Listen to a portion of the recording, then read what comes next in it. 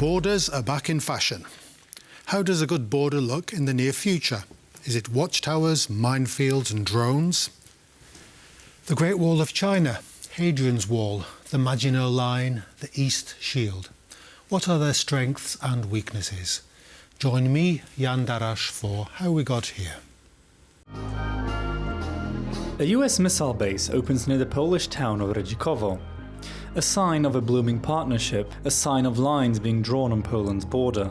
In the wake of the invasion of Ukraine, deterring any further Russian aggression has become a cornerstone policy for European nations, Poland chief among them. Any area, like the Suwałki Gap in this footage, that could be considered a possible avenue of attack is being prepared. All this as part of working together within NATO.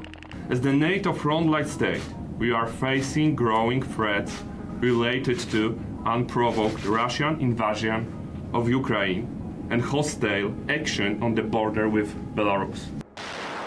Poland is a key player, but NATO is drawing lines in the sand beyond just that one country. Drills are being held in other countries which border Russia, like in one of the alliance's newest members, Finland, or in Romania, which, like Poland, borders Ukraine, and which, also like Poland, was part of the Eastern Bloc during the Cold War. And perhaps no one is more aware of the severity of the situation than the Baltic states, seen by many as the first NATO countries Russia would target in a potential attack. The Iron Curtain fell more than 30 years ago. Now a new one is being drawn on NATO's eastern border with Russia and Belarus. The question for Ukraine is, which side will it be on when the curtain closes? NATO was founded in 1949 as a counterweight to the Soviet Union's power in Europe, as a way to band Western nations together and to protect them. It was a big reason why the US invested so heavily in Europe after the Second World War, and after the end of the Cold War, its purpose was questioned. Why is NATO needed, some would ask, if we are now friends with Russia? 2022 offered a very clear answer to that question, with US President Joe Biden's words from not that long ago sounding eerily familiar.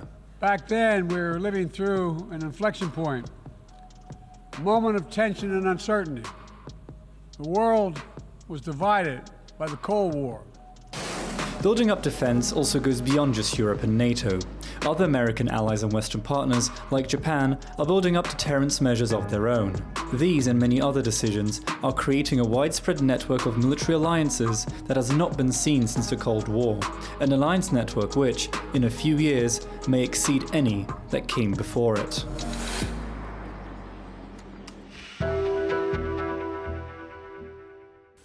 I'm delighted to welcome today Dr. Piotr Śledź, a political analyst from the University of Warsaw.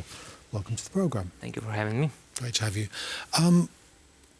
Borders and their defence or their permeability is our subject today. What makes a good border today? I think it's always... Sorry to interrupt. We were just building one on our eastern flank. Is that a good way? What's your... Well, it all depends on the nature of threat. Because I think it should be assessed on an individual basis, based on the particular security situation of a country that is interested in building walls. I think in a situation Poland faces right now in the Polish-Belarusian border, it might work to some extent, but as I said, it's always an issue for individual assessment on a case-by-case basis. It is first to prevent hostile actions taken by the neighbors, just like Belarus. Tanks coming over. And second is when the neighboring country has no control over the processes, with some security implications for a country that is interested in building walls. So from these two perspectives, I believe one-size-fits-all solution is always to be assessed on an individual basis. That's borders anyway, aren't they? They're not 100% impermeable, proof against every attempt to break these things. We know from Hadrian's Wall, Great Wall of China, they're more like a sponge that takes in some people, lets some people in, rejects others.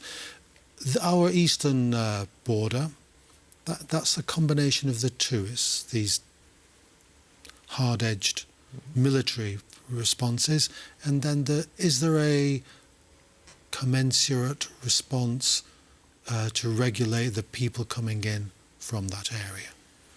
Well, this is to be a point. Well,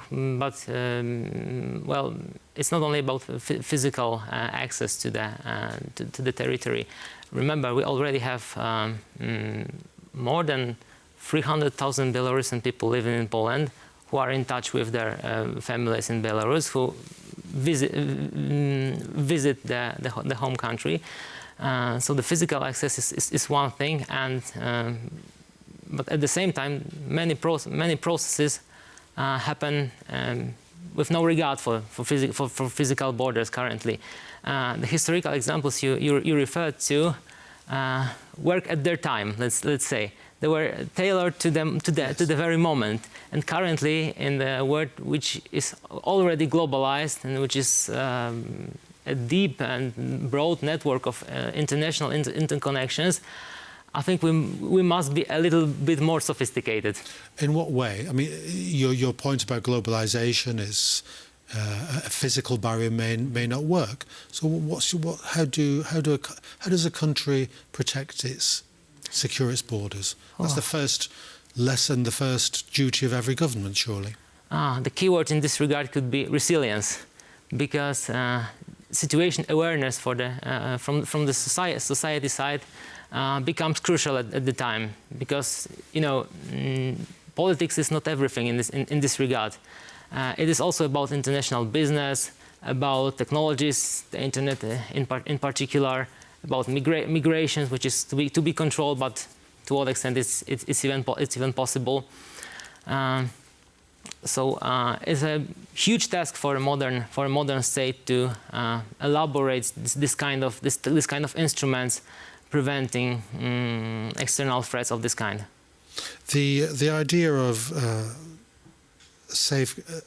So does that mean that a society that wants to close its borders cannot? It depends, because the discourse matters in this regard.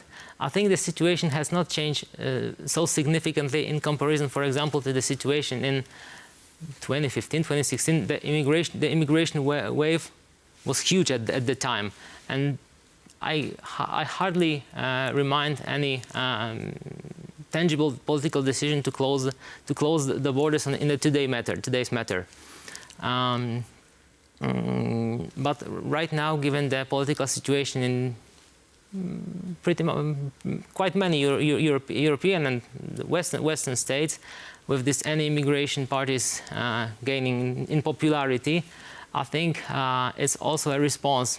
Germany is a good case of that, reinstating the border control due to the pressure from alternative for Germany. So I think what has really changed is the discourse regarding immigration, regarding borders, thanks to the immigration-related processes, thanks to the politicians such as Donald Trump is a great example of this attitude. Of course, it's a very individual issue for any country in contest, but in general, the discourse is what matters in this regard. Well, the discourse certainly in the United Kingdom, for example, is that borders need to be tightened, and yet they don't seem to be working. You come over in a boat, you have the people smuggling organisations, dump the people over in the UK.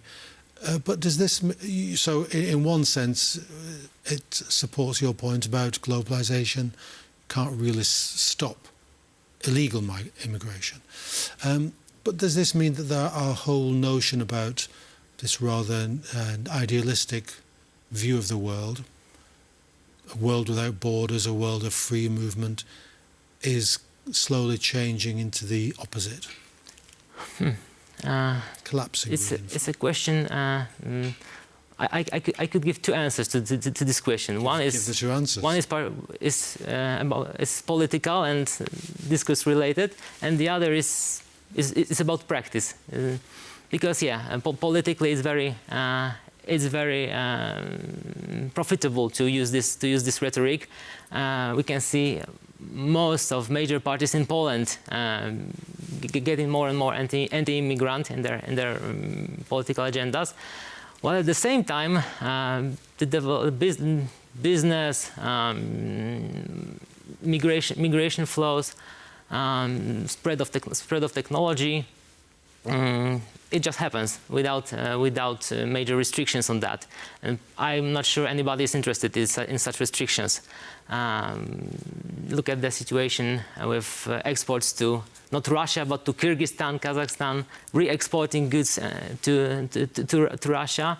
Are still in good contacts with Western countries, and it's an open secret basically. So, let's say the political answer to your question is one thing, and what really happens is completely different. What in your view of the historical context of these Great Walls, do they actually work, or is your second point that there are some things you just can't stop? Is that always the thing that works in the end? You build a Great Wall of China, people go around it, through it, over it. We build Hadrian's Wall, people go under it again. They never seem to be a viable option. It means on the situation. China is very much isolated, thanks to the geography, basically. So it worked in this case. Yes, that's true. If you've got the right geographic location, you can do it. The most efficient border is always natural border. So any which is artificial. May not turn out as efficient in the end. So in every situation, it must be interpreted case by case. And I don't think historical analogies in the current era, in the current realities, can lead us to success. What are the means by which borders such as the East Shield in Poland? What are the means by which they can be observed and regulated? Is it a technological answer? Particularly, for sure, it is. But recent lesson to be learned from Israel, because of what happened on October 7th last year, Israel basically over-relied on these technologies. They reduced the personnel being located in the borderland between Israel and the Gaza Strip. And at the same time, Hamas learned how to neutralize such systems. They the cameras and automated guns were under sniper or UAV fire. Telecommunication lines were jammed. Even the Hamas paragliders flew quite low in order to avoid being detected by these detection systems. So it's all manageable. Technology, as for now, probably cannot replace physical borders and physical presence of some security services in that area. Yes. It's like every arms race. There's a cat and mouse, catch up, leapfrogging. Human factor always matters. Human factor always seems to win in the end. Dr. Sledge, thank you very much for coming on to our programme. Thank you very much.